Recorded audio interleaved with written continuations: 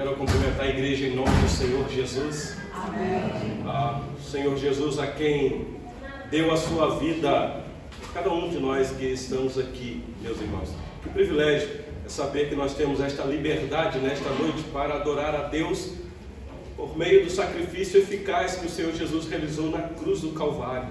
É um privilégio, ainda que nós temos aqui uma localidade que é separada de maneira legal para reunirmos, o culto só tem sentido porque Cristo morreu na cruz para oferecermos a Deus uma verdadeira adoração, como acabamos de cantar aqui, que Ele é grande, Ele é digno de louvor.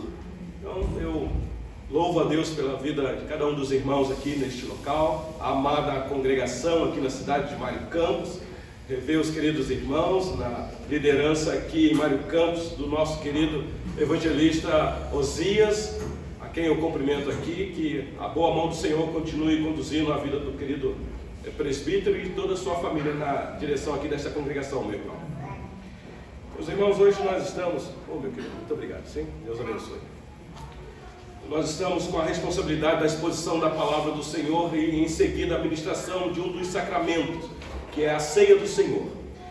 Então eu gostaria de convidar a igreja, mesmo assentada, a abrir a Bíblia, ou se você tiver ela no aparelho eletrônico, ligar na carta que o apóstolo Paulo escreveu aos Colossenses, capítulo 3. Nós continuaremos a falar sobre a exaltação de Cristo. A última vez que aqui estivemos ministrando a ceia com os irmãos, nós falamos bastante sobre a exaltação de Cristo, o Cristo exaltado, o Cristo entronizado, aquele que tem todo o poder no céu e na terra. Por causa disso, meus irmãos, nós podemos viver aqui neste mundo uma vida que agrada ao Senhor, uma vida santa, uma vida limpa, uma vida que realmente faça a diferença neste mundo tão tenebroso, meus irmãos. Colossenses capítulo 3, eu vou ler até o versículo de número 17. Eu peço que vocês acompanhem a leitura. Isso, Colossenses 3. E depois de lido o texto, vocês podem manter a Bíblia aberta ou ligada aí para acompanhar a exposição do texto, porque o assunto se dará aqui deste texto, tá bom, meus irmãos? E no final, nós iremos tirar aqui algumas lições bem práticas para nós. Diz assim a palavra do Senhor: portanto, se fostes ressuscitados juntamente com Cristo, buscai as coisas lá do alto, onde Cristo vive, assentado à direita de Deus. Pensai nas coisas lá do alto, não nas que são aqui da terra, porque morrestes, e a vossa vida está oculta juntamente com Cristo em Deus. Quando Cristo, que é a nossa vida, se manifestar, então vós também sereis manifestados com Ele em glória. Fazei, pois, morrer a vossa natureza terrena, prostituição, impureza, paixão lasciva, desejo maligno e a avareza, que é idolatria. Por estas coisas é que vem a ira de Deus sobre os filhos da desobediência. Ora, nessas mesmas coisas andastes vós também noutro tempo, quando vivias nelas. Agora, porém, despojai-vos igualmente de tudo isto: ira, indignação, maldade, maledicência, linguagem obscena do vosso falar. Não mintais uns aos outros, uma vez que vos despistes do velho homem com os seus feitos, e vos revestistes do novo homem, que se refaz para o pleno conhecimento, segundo a imagem daquele que o criou, no qual não pode haver grego nem judeu, circuncisão nem incircuncisão, bárbaro, cita, escravo, livre, porém Cristo é tudo em todos. Revesti-vos, pois, como eleitos de Deus, santos e amados, de ternos afetos de misericórdia, de bondade, de humildade, de mansidão, de longanimidade. Suportai-vos uns aos outros, perdoai-vos mutuamente, caso alguém tenha motivo de queixa contra outrem. Assim como o Senhor vos perdoou, assim também perdoai-vos, ou perdoai vós. Acima de tudo isto, porém, esteja o amor, que é o vínculo da perfeição. Seja a paz de Cristo o árbitro em vosso coração, a qual também fostes chamados em um só corpo, e sede agradecidos. Habite ricamente em vós a palavra de Cristo, instruindo-vos e aconselhai-vos mutuamente em toda a sabedoria, louvando a Deus com salmos, hinos e cânticos espirituais, com gratidão em vosso coração.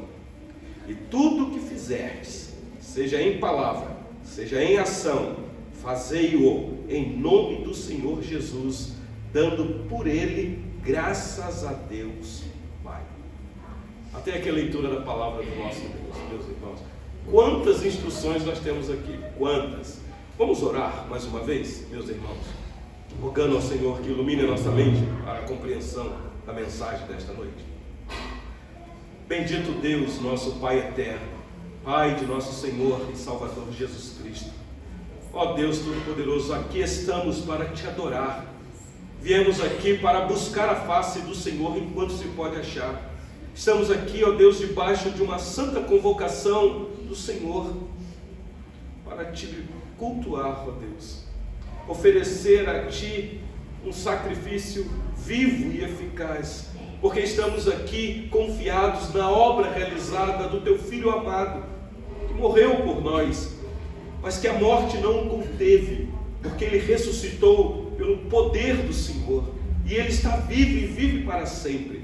No nome dEle rogamos ao Senhor que nos assista neste momento, ó Deus, que iremos ouvir a exposição da Tua santa palavra. Ó Deus, que os nossos corações sejam receptivos, como terra boa, a semente santa que é a palavra do Senhor, caindo em nossos corações, possa brotar, ó Deus, e crescer e dar frutos. Ilumina nossa mente, Senhor.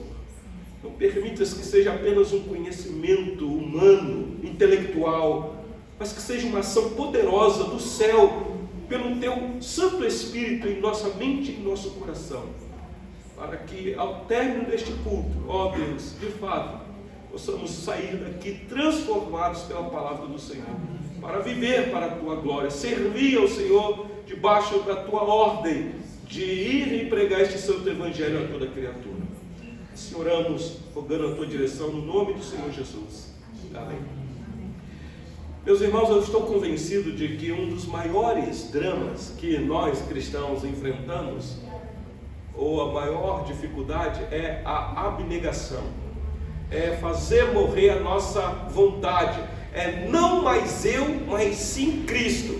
Todos nós temos esta grande dificuldade, porque todos nós temos vontades particulares, e ninguém gosta de que a sua vontade particular seja violada. Eu tenho a minha vontade particular, sou casado com Sueli, que está aqui nesta noite, e ela também tem a vontade particular dela. E nós, para vivermos bem, devemos respeitar a vontade particular um do outro. E eu estou falando num relacionamento mútuo, conjugal. Tem que haver respeito, tem que haver compreensão, companheirismo. Meus irmãos, eu olho para as Escrituras, eu vejo o Senhor Deus impondo, e eu vou falar essa palavra com muito cuidado, esse impor é com amor e graça, dizendo que só tem dois caminhos: ou você nega a tua vontade, ou você faça a tua. Porque não tem como agradar dois senhores. Ou eu me convenço de que seja feita a vontade de Deus em mim, ou então seja feita a minha vontade. Sempre eu tenho que tomar uma decisão, todo dia. E quem sabe nesta noite Deus nos trouxe aqui para participarmos deste culto e tomarmos mais uma vez uma decisão de não mais eu, mas Cristo em mim.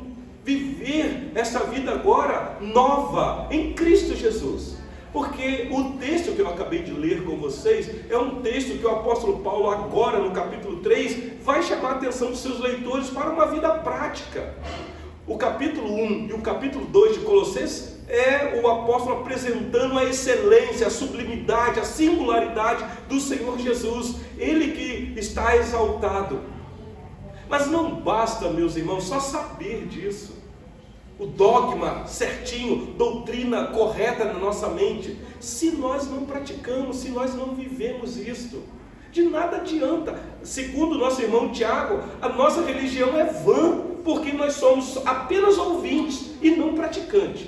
Então aqui nós temos um texto que chama a nossa atenção para uma vida prática como cristãos. Eu vou tentar mostrar para vocês o Cristo exaltado aqui no texto, mas esse Cristo exaltado que deve ser o motivo do nosso viver diário aqui neste mundo. Vocês prestaram atenção que o texto já diz assim, a gente conhece muito, buscai as coisas lá do alto. É um imperativo, é uma ordem, não é um aconselhamento.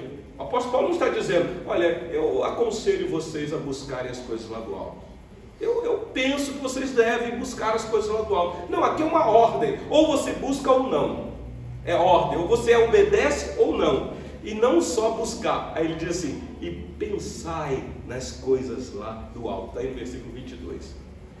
Se eu tenho que buscar e pensar nas coisas lá do alto, portanto, este portanto aqui é significativo, meus irmãos. O portanto aqui introduz o porquê que a ordem, esta ordem é dada a nós e exigindo de nós obediência. Se você dá uma olhadinha aí no capítulo 1, versículo 15, volta aí a página da sua Bíblia um pouquinho. Colossenses 1,15. Ele diz assim, o apóstolo já havia dito, este, está falando de Jesus Cristo, de Cristo, este é a imagem do Deus invisível. Então, se Cristo é a imagem visível, porque ele foi um homem, ele se encarnou, foi gente como a gente, se ele é a imagem visível do Deus invisível, então eu devo buscar as coisas lá do alto, eu devo pensar nas coisas lá do alto. Tem mais, Colossenses 1, versículo 19, olha agora o verso 19. Porque aprove a Deus que nele, falando de Cristo, residisse toda a plenitude. Plenitude de quê, meus irmãos? Olha o versículo 9 do capítulo 2, Colossenses 2:9. Porquanto nele, em Cristo, em Jesus, habita corporalmente toda a plenitude da divindade. Meus irmãos, aqui tem uma informação muito importante para aqueles que têm dificuldade de entender que aquele homem chamado Jesus, que viveu há quase 2000 anos entre nós, lá no Oriente, na região do Oriente Médio, na nação de Israel, naquele homem estava toda a plenitude da divindade. Sabe o que isso significa? Que ele era 100% homem, de carne e osso, e 100% Deus na terra. Era homem, Deus na terra. Hoje ele é Deus, homem no céu. Mas aqui Paulo está informando. Então, se nele habita corporalmente toda a plenitude da divindade, buscai as coisas lá do alto, pensai nas coisas lá do alto. O autor aos Hebreus, capítulo 1, versículo 3, diz que ele é a expressão exata do ser de Deus. O apóstolo Paulo, escrevendo aos Romanos, capítulo 10, versículo 4, diz que ele é o fim da lei. Então, se nele a lei já foi cumprida, cancelada, e nós já fomos justificados, declarados justos diante de Deus, buscai as coisas lá do alto, pensai nas coisas lá do alto. Ah, meus irmãos, já que o Senhor Jesus Cristo é o centro da nossa vida, é por isso que nós estamos aqui, domingo após domingo. Por que é que nós cultuamos a Deus? Meus irmãos, nós não viemos aqui simplesmente por uma agenda. Nós não somos religiosos no sentido de cumprir uma agenda da igreja. Eu tenho que ir lá porque hoje é ceia, o pastor vai estar na congregação, eu tenho que estar lá. Não, meus irmãos, nós só nos encontramos aqui para adorar a Deus porque Cristo morreu por nós. Então nós agora podemos buscar essas coisas espirituais, porque Ele é o centro da nossa vida. Por isso que o centro da nossa vida não pode ser nós mesmos, não pode ser o namorado, não pode ser o marido, a esposa, os filhos. Os pais, ainda que nós amamos de uma maneira tão especial os filhos, o marido, a esposa, os namorados dizem que amam aí, né? Mas eu vou acreditar. Mas, meus irmãos, o amor último no nosso coração tem que ser Cristo, ou o amor maior, Cristo. Porque se você amar o teu filho, a tua filha, ou tua mãe, teu pai, teu vizinho, tua nora, mais do que a Cristo, você não é digno dele. Aliás, se você amar a sua própria vida mais do que a Cristo, as Escrituras nos informam que nós não somos dignos dele. Então, meus irmãos, buscai as coisas lá do alto. Lembra que o Senhor Jesus uma vez disse para os seus discípulos: buscai, pois, em primeiro lugar o seu reino e a sua justiça, e todas as outras coisas, as coisas que são necessárias, comer, beber e vestir, essencial para a nossa existência nesse mundo, serão acrescentadas, meus irmãos. Promessa, recompensa da parte de Deus. Às vezes eu faço confusão de promessas e recompensa, mas é Deus dizendo: eu não vou te abandonar, jamais vou te deixar, pode confiar, lança o teu fardo sobre mim, porque eu estou contigo todos os dias. Então, meus irmãos, o Cristo exaltado deve ser o motivo do nosso viver aqui nesse mundo, a nossa razão de existência, a nossa felicidade. Aqui está o segredo para quem anda triste, angustiado, a não ser que for um problema patológico. Mas às vezes, como pastor, a gente, o presbítero Osias, tem que aconselhar pessoas tristes para baixo, desmotivar. E a gente vai analisar, são as circunstâncias da vida. Eu sei, isso acontece comigo. Mas, meus irmãos, a nossa felicidade é Cristo. Todas as demais coisas nós podemos perder nesta vida, até saúde. Mas se você tem Cristo, você tem tudo. Tem tudo. Então, buscai as coisas lá do alto. Pensai nas coisas lá do alto. Só abrir um parênteses aqui. Quando diz pensai nas coisas lá do alto, meus irmãos, o apóstolo Paulo não está a gente, ou não está nos proibindo de pensar nas coisas aqui da terra. Temos que pensar. Ainda mais nós que temos famílias, temos responsabilidades, temos que pagar nossas contas. Então, claro, você tem que pensar nas coisas aqui da terra. Não é disso que ele está falando. Ele não está proibindo isso. O que ele nos diz aqui é que devemos viver aqui nessa terra, sempre na perspectiva do céu. Os pés na terra, mas a cabeça, a mente no céu. Não é no mundo da lua, mas é no céu mesmo. Porque é de lá que vem toda a nossa suficiência. É Ele que nos dá todos os recursos. Se você está preocupado em cuidar da tua família, você tem que pensar nessas coisas. Mas eu quero dizer para você que o recurso para você cuidar da sua família vem do alto, vem dele, do Pai das luzes.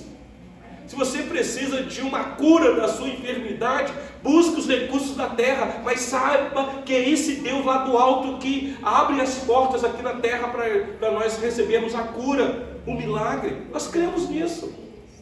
Então não é proibido pensar nas coisas aqui da terra, mas nunca esqueça que tudo vem do alto, do alto. Então, meus irmãos, eu vou tentar ver com vocês rapidinho aqui alguns pontos nesta mensagem. Eu vou, como um bom presbiteriano, dividir aqui em 3 pontos essa mensagem. Do versículo 1 a 4, rapidinho, eu vou tentar mostrar para vocês esta união mística que devemos ter com Cristo, a nossa união com Cristo. Segundo, dos versículos 5 a 9, eu vou tentar ver a discussão que o apóstolo Paulo levanta aqui sobre a morte do velho homem, da velha natureza ou da antiga natureza. E encerrarei então dos versículos 10 a 17, vendo o que o apóstolo Paulo diz aqui da importância da vida nova em Cristo. Ou seja, você e eu, nós temos uma nova humanidade.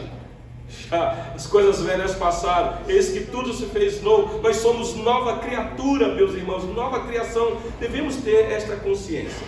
Então, vamos, por gentileza, dar uma olhada no texto. Olha aí comigo os versículos de 1 a 4. O apóstolo diz assim: portanto, se fostes ressuscitados juntamente com Cristo, só um parênteses, esse "se" aqui, talvez tenha já uma outra tradução aqui. O que o apóstolo Paulo está dizendo aqui é uma convicção clara, ele não está colocando dúvida. Ele está escrevendo com convicção para uma igreja de que ele tenha consciência de que essa igreja está salva em Cristo Jesus. Então, a tradução correta talvez seria: já que vocês foram ressuscitados, então, portanto, já que vocês foram ressuscitados juntamente com Cristo, ou seja, são nova criatura, tem vida nova em Cristo, então agora vocês podem buscar as coisas lá do alto onde Cristo vive, assentado à direita de Deus. Se você me perguntar, pastor, neste exato momento, onde o Senhor Jesus está? Meus irmãos, o registro bíblico nos mostra que ele, depois de ressuscitado, andou com os seus discípulos e depois foi tomado, sendo levado aos céus. Vocês se lembram disso da narrativa do texto? Até que os discípulos, atônicos, olhando para o alto, e dois varões do lado dele falam: por que vocês estão olhando para o alto? Assim como vocês estão vendo ele ir, ele vai voltar. Então hoje o Senhor Jesus está assentado à direita da majestade nas alturas. Por isso buscai as coisas lá do alto, não as daqui da terra, porque os recursos daqui da terra são perecíveis. Pode me frustrar, e como tem frustrado, meus irmãos? Mas se eu busco e penso as coisas lá do alto, então eu tenho alguém que é o meu protetor, o meu redentor. Por isso no versículo 2, pensai nas coisas lá do alto e não nas que são aqui da terra. Porque, ele diz aí, morrestes. A palavra morrer aqui, o apóstolo Paulo está dizendo, já que vocês foram ressuscitados, então, para ressuscitar, pressupõe-se que antes morreu. Então, o que ele está dizendo aqui é uma doutrina muito querida para nós, meus irmãos. Na morte de Cristo, nós morremos com ele lá. Como tem um título de um livro de um pastor muito querido, antigo, que escreveu um livro dizendo que na morte de Jesus, ou com a morte de Jesus, ele matou a nossa morte. O título do livro é A Morte de Cristo. Como é que é? A morte da morte na morte de Cristo. É difícil de falar isso. Dizendo que quando Cristo na cruz, ou quando Jesus na cruz morreu, ele matou a morte. A morte ali, meus irmãos, era aquela morte de condenação eterna que todos nós merecíamos. Estávamos fadados ao fracasso. Cristo na cruz matou essa morte, agora ele nos deu vida. Então quando ele morre na cruz, eu, Elton, morro com ele, eu morri com ele. E quando ele ressuscitou, eu também ressuscitei com ele. E mais, quando ele subiu e assentou à direita da majestade, eu também subi com ele. Então por isso é que eu posso pensar nas coisas de lá, porque eu estou com ele lá. Parece loucura isso, meus irmãos, mas é o que a Bíblia ensina para nós. É uma convicção clara na nossa mente e no nosso coração de que nós não somos de nós mesmos. Por isso é que comemos o pão e bebemos o cálice, para sempre trazer à nossa memória essa verdade, nos alimentar espiritualmente de Cristo. Então o apóstolo diz aí no versículo 3: porque morrestes e a vossa vida está oculta juntamente com Cristo em Deus. É interessante que ele diz assim, se você leu aí no texto, a vossa vida está oculta juntamente com Cristo. O que ele está dizendo é o seguinte: é porque você anda aí na rua, você não vê de fato quem é nova criatura. Não dá. Você entra no ônibus para ir trabalhar e tem um monte de nova criatura ali dentro do ônibus, gente crente salva, mas você não vê, porque a vida está oculta em Cristo. Ninguém consegue ver, não vem estampado na testa do cristão santo. Ele deve viver de maneira a demonstrar essa santidade de vida, mas não vem escrito, não dá. De vez em quando a gente tem alguns lampejos. Você conversa com a pessoa, aí você fala assim: você é cristão, não é? Aí a pessoa: sim, sou cristão. Aí você fala: eu me identifiquei, alguma coisa me mostrou isso. Nós devemos viver assim, mas no geral, meus irmãos, a nossa vida está oculta em Cristo. Você vai para o shopping, você senta numa mesa na praça de alimentação, ou senta numa cadeira, né, na praça de alimentação, ali está você que está salvo e está não salvo. Só que olhando assim no geral, ninguém sabe, mas a tua vida está oculta, por enquanto, em Cristo e em Deus, e é assim mesmo. Olha o versículo 4. Quando Cristo, que é a nossa vida, se manifestar, então vós também sereis manifestados com Ele em glória. Aqui ele está falando do aparecimento, da volta gloriosa do Senhor Jesus. Então nesse dia vai ficar claro quem é ovelha e quem não é. Nesse dia, meus irmãos, os salvos, aqueles que foram lavados no sangue do Cordeiro, aqueles que têm nova vida, em glória aparecerão. Lamento dizer que muitos naquele dia vão lamentar, ou vão até questionar: mas Senhor, em teu nome, Senhor, eu pregava, em teu nome, Senhor, eu cantava, em teu nome, Senhor, eu até demônios expulsava.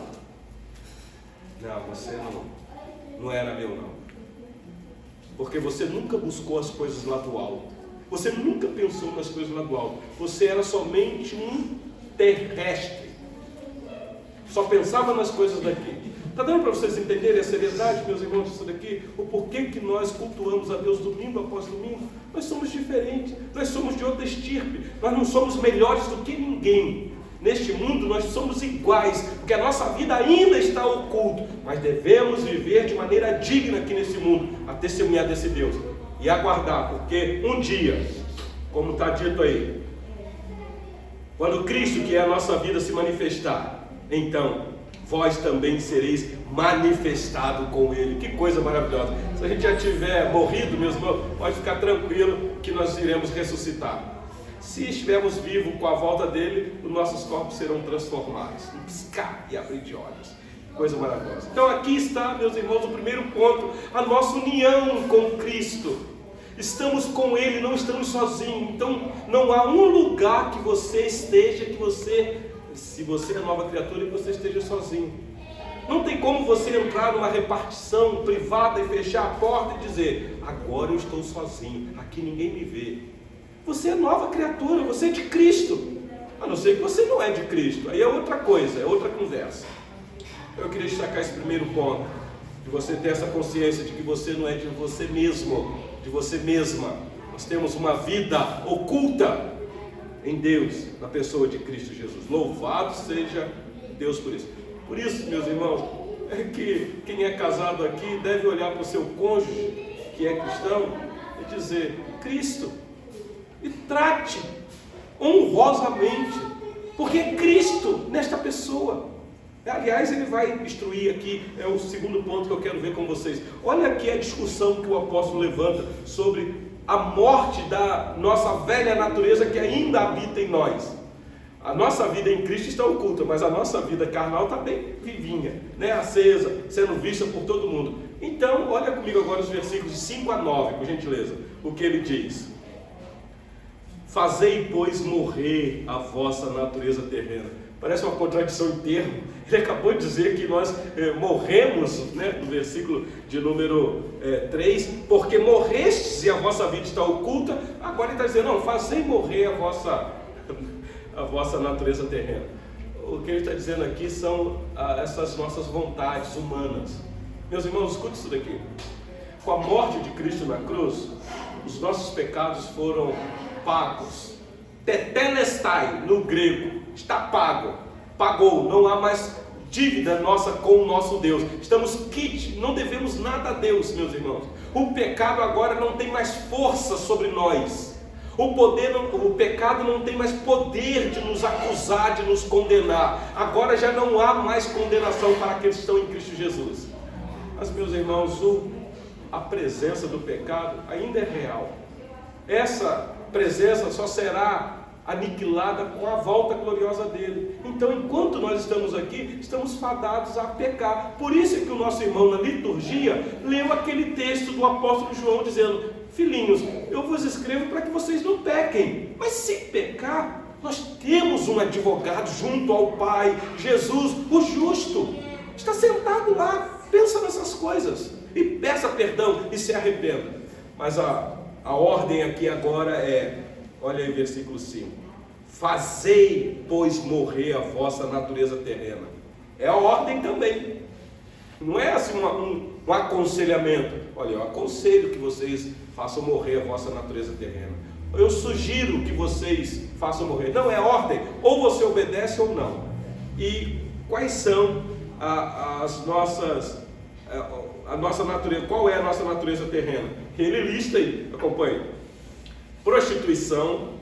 Preste atenção no detalhe que ele está falando não para incrédulos, tá bom? Ele está falando para a igreja, pressupondo que isso daqui é potencialidade em nós ainda, não prática, mas potencialidade.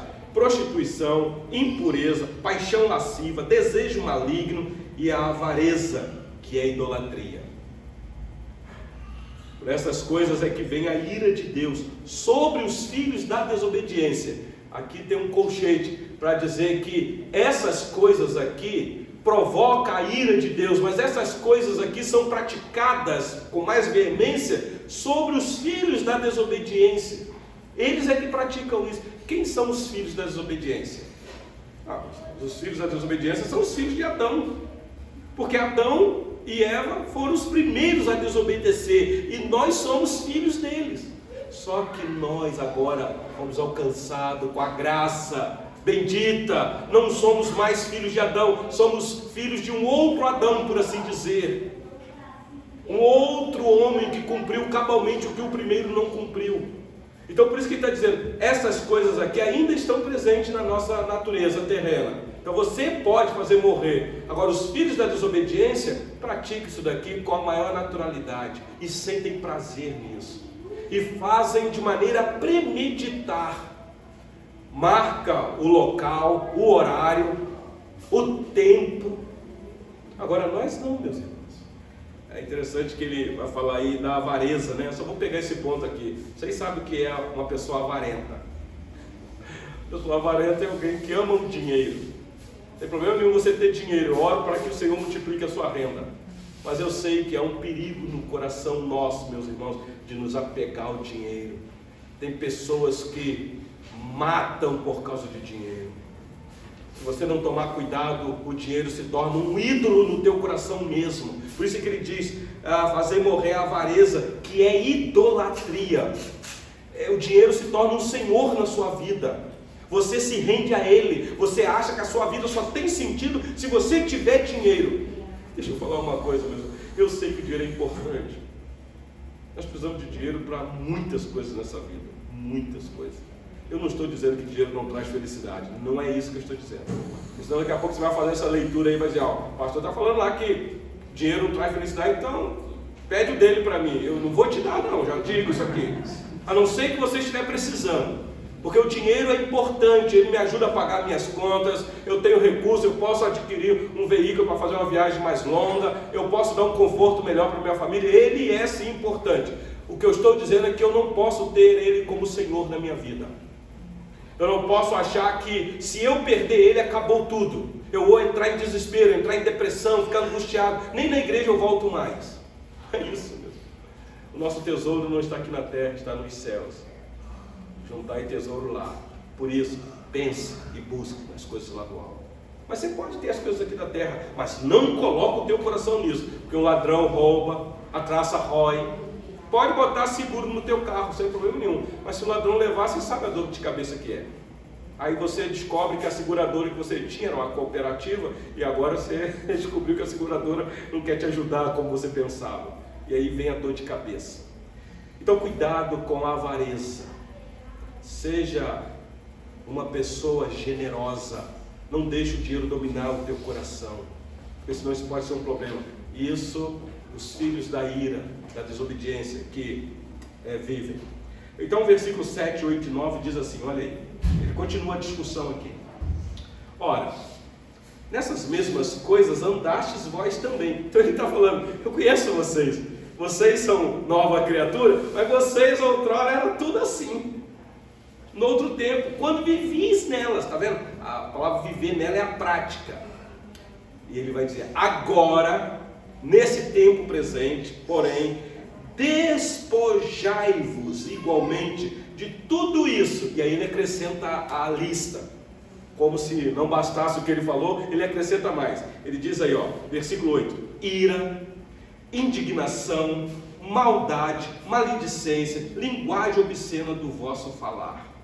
Versículo 9 ele conclui, não mintais uns aos outros, uma vez que vos despistes do velho homem com os seus feitos. O que ele está dizendo aqui é o seguinte, olha, nós estamos unidos com Cristo, então nós somos nova criatura, mas o velho homem ainda habita aí com os lampejos, então você precisa fazer morrer ele. É como você pegar a sua natureza e afogar ele, matar afogado, para que ele não viva dentro de você. Então você faça morrer. Por quê, meus irmãos? Porque nós precisamos de relacionamento com o próximo. E você viu aqui que a lista que ele deu, ele diz assim, ira. Meus irmãos, a ira do homem não produz a justiça de Deus. Não que nós não podemos ficar irados. Podemos. De vez em quando você fica irritado com isso. Você pode ficar irado. Mas cuidado com a tua ira. Porque você é nova criatura. E ele diz mais ainda. Indignação, maldade, maledicência, linguagem obscena do vosso falar. Gente que fica com palavras na boca que não edifica ninguém. Palavras até que é contrário à ética e moral cristã. Cuidado com isso. Então, isso tudo você tem que fazer morrer. Quando o desejo vier ao teu coração, aquela vontade de fazer tudo isso daqui, você lembra que você tem que pensar nas coisas lá do alto. Buscai as coisas lá do alto, onde Cristo está. E faça morrer isso aí.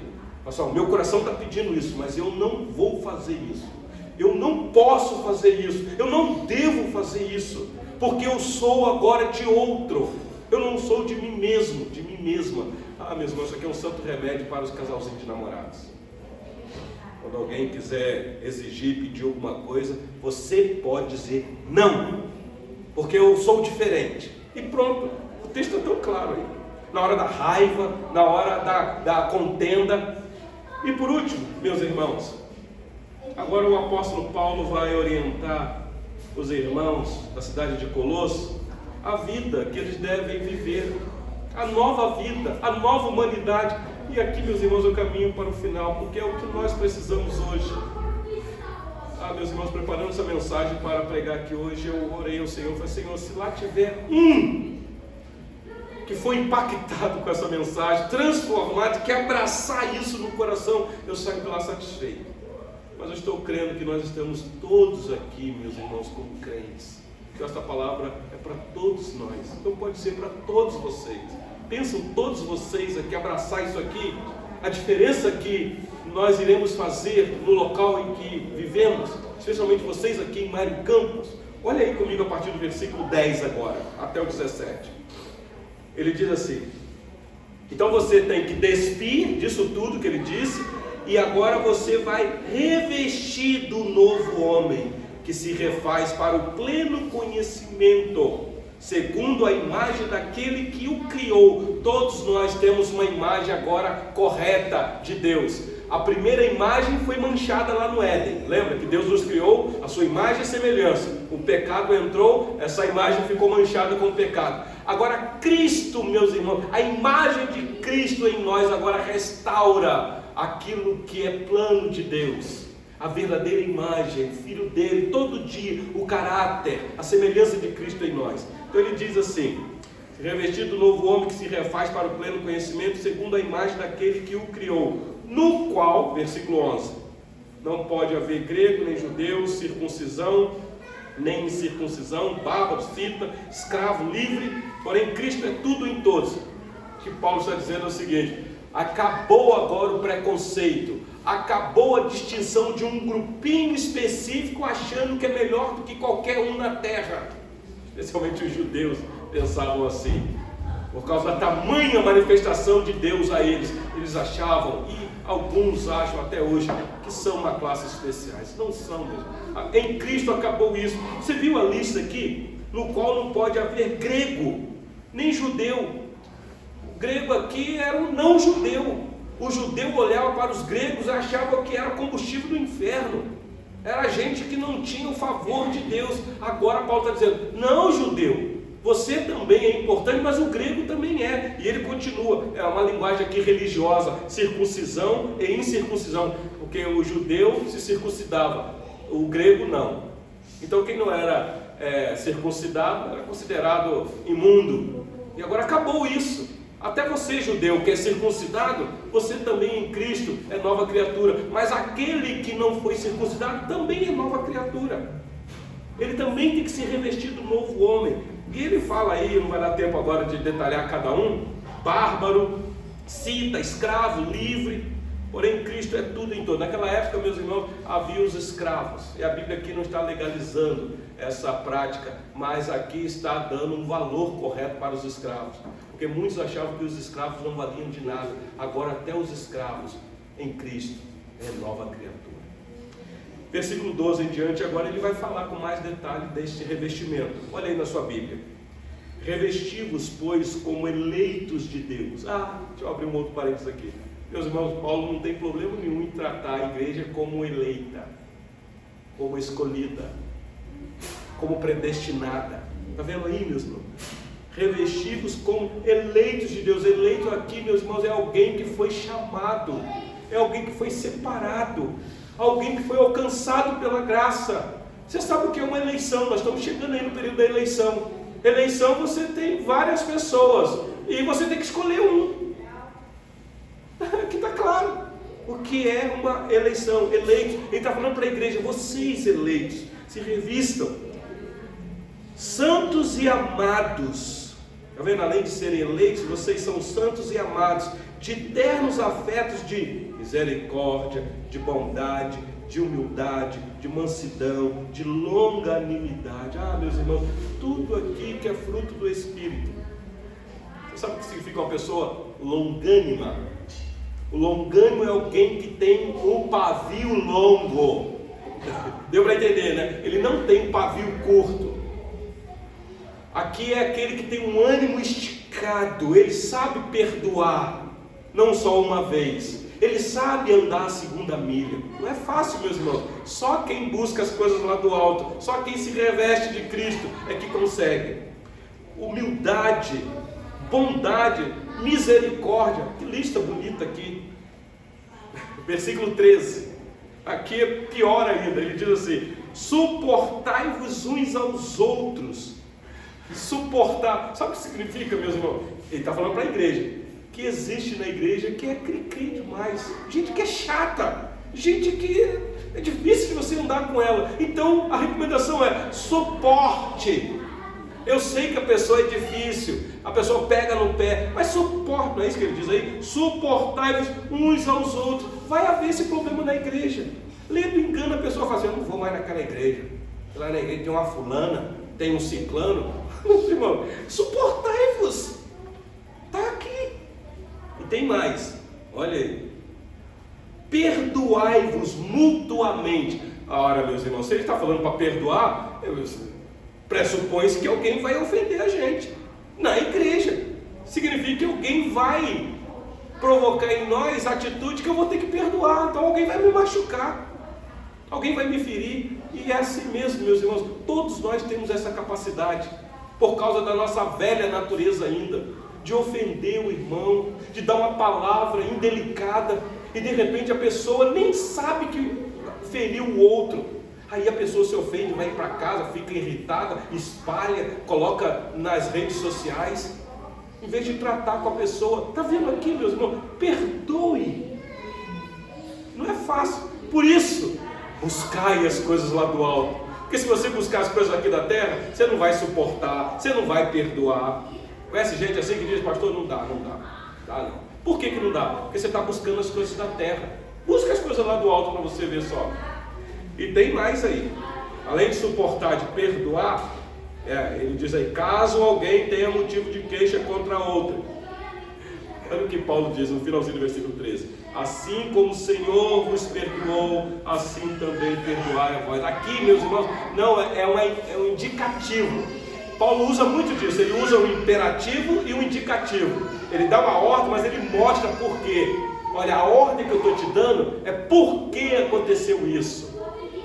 Então no versículo 14 diz que acima de tudo isso, porém, esteja o amor, que é o vínculo da perfeição. Meus irmãos, o amor permanece. O amor cobre multidão de pecados. O amor não acaba. O amor não faz mal ao próximo, não se ensoberbece, não se ufana. O amor não desiste.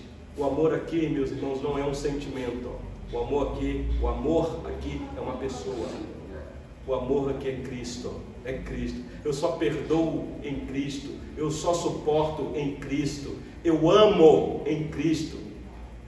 O apóstolo Paulo, para frente aqui, não vai dar tempo de tratar isso daqui, mas ele vai falar para os maridos: ame a vossa esposa, assim como Cristo ama a igreja. Esposa, se submeta à autoridade do teu marido, assim como a igreja se submete à autoridade de Cristo. Tudo por causa de Cristo, meus irmãos. Prestaram atenção aqui? Por isso que ele conclui aí, eu vou concluindo. Seja a paz de Cristo o árbitro em vosso coração, a qual também foste chamados. A palavra chamado aqui, meus irmãos, não é um convite. Um convite você pode dizer não. O chamado aqui é irresistível. Só faz parte da igreja de Cristo quem foi chamado. Não entra, penetra. Aqui ele está dizendo: seja a paz de Cristo o árbitro em vosso coração, a qual também fostes chamados em um só corpo, e sede agradecido. Não seja ingrato, não. Agradecido, meus irmãos. Nós estávamos condenados ao inferno e fomos alcançados por esta graça. Que perdão maravilhoso, meus irmãos. O que fizer comigo nesse mundo não chega perto o que eu fazia com Deus, meus irmãos. E Deus em Cristo me perdoou gratuitamente. Por isso que você pode perdoar. Por isso que você pode ser agradecido. O versículo 16 é fantástico. Habite ricamente em vós a palavra de Cristo. Aqui está um segredo. Então você quer cumprir tudo isso daqui? Não tem como, se você não tem a palavra de Cristo no teu coração. Se você não ama a lei do Senhor, se você não guarda os ensinamentos do Senhor, se você não zela por esta palavra, se você não dá ouvido a esta palavra, se você não está pronto para ouvir esta palavra, se você não acolhe com mansidão esta palavra, o que o apóstolo está dizendo: habite ricamente em vós a palavra de Cristo. A palavra de Cristo, meus irmãos, é um mandamento, é a ação do Espírito Santo, é você ser cheio do Espírito Santo. Ser cheio do Espírito Santo, meus irmãos, não é uma manifestação externa para as pessoas verem que você é especial. A manifestação do poder do Espírito Santo na sua vida é uma vida santa, é uma vida que você sabe suportar o próximo, perdoa o próximo, você ama o próximo. Eis aí uma pessoa cheia do Espírito Santo. Então habite ricamente em vosso coração a palavra de Cristo, porque ela vai instruir. Olha aí: aconselhai-vos mutuamente em toda a sabedoria, louvando a Deus com salmos e hinos e cânticos espirituais, com gratidão em vosso coração. Então, uma dica para que a palavra de Deus habite ricamente em nosso coração é o congregar, é o estar juntos, é participar de estudo bíblico, escola dominical, culto, encontrar com os irmãos, cantar louvores ao Senhor, como fazemos aqui com os queridos irmãos. Isso tudo é um meio de a palavra de Cristo habitar ricamente em nós.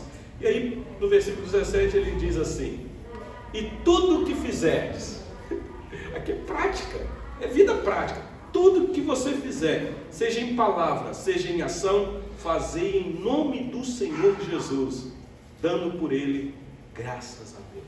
Tudo.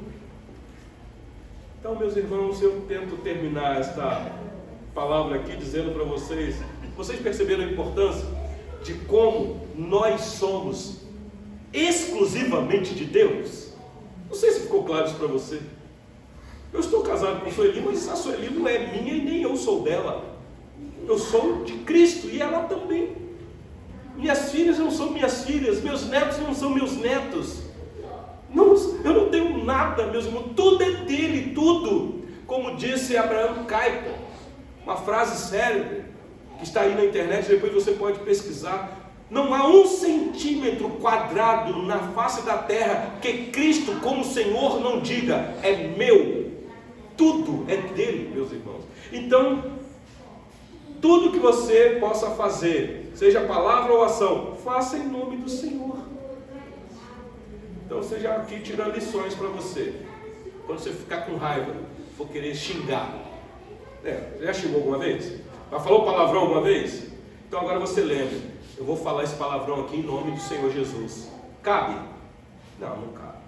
Olha, eu estou para fazer essa coisa aqui, e esse negócio é meio escuso. Não, mas eu vou fazer em nome do Senhor Jesus. Dá, meus irmãos? Prestaram atenção? Que coisa fantástica que o apóstolo Paulo está nos orientando aqui. Ser agradecido, dar graças a Deus. Então eu termino dizendo, meus irmãos, que nós somos de Deus, exclusivamente de Deus. Êxodo, não precisa abrir aí que eu vou ler aqui. Êxodo capítulo 19, versículo 5 diz assim: agora pois, se se diligentemente ouvirdes a minha voz e guardardes a minha aliança, então sereis a minha propriedade peculiar dentre todos os povos, porque toda a terra é minha. O Senhor Deus falando com o povo lá no passado. Ah, meu povo, se vocês atentarem para o que eu estou dizendo para vocês, se vocês ouvirem a minha voz, eu vou ser com vocês, e se eu sou por vocês, quem será contra vocês? Deuteronômio 14:2 diz assim: porque sois povo santo ao Senhor vosso Deus, e o Senhor vos escolheu de todos os povos que há sobre a face da terra, para lhe ser de seu povo próprio, falando daquele povo lá do passado, os judeus, os israelitas. Era um povo exclusivo mesmo, só que esse povo apontava para a vinda de um judeu, que nele toda a plenitude da divindade estaria, que nele então agora não haveria mais judeu e não judeu. E aí o apóstolo Pedro, escrevendo a sua primeira carta no capítulo 2, agora escrevendo para a igreja, um judeu escrevendo para a igreja agora que não é mais judaica, ela já está espalhada na face da terra, ou está se espalhando. Ele escreveu na sua primeira carta no capítulo 2, versículo 9 e 10 assim: vós, porém, sois raça eleita, sacerdócio real, nação santa, povo de propriedade exclusiva de Deus, a fim de proclamardes as virtudes daquele que vos chamou, ao chamado aí, das trevas para a sua maravilhosa luz. Vós sim, que antes não eres povo, mas agora sois povo de Deus, que não tinhas alcançado misericórdia, mas agora alcançastes misericórdia. Ah, meus irmãos, o que é mais que nós precisamos para dormir, para deitar e dormir em paz? Eu não sei como é que está o teu coração aqui nesta noite. Eu não sei quais são os dramas que vocês têm enfrentado. Eu não sei qual é a dificuldade. O que é que você tem lutado, que isso tem roubado a tua felicidade, tem tirado o teu sono, que você não consegue ter paz? Será que isso tudo aqui, dito nesta noite, não traz para você segurança? Não traz confiança? Ah, meus irmãos, busque em primeiro lugar o reino de Deus, e as demais coisas vão sendo acrescentadas. Então deita e descansa, entrega o teu caminho ao Senhor, confia nele, e o mais ele fará, porque nós somos dele. Que ele, pois, assim nos abençoe, meus irmãos, e nos guarde de viver neste mundo como se não fôssemos dele. Somos dele, exclusivamente dele. Vamos orar, meus irmãos, nesse momento.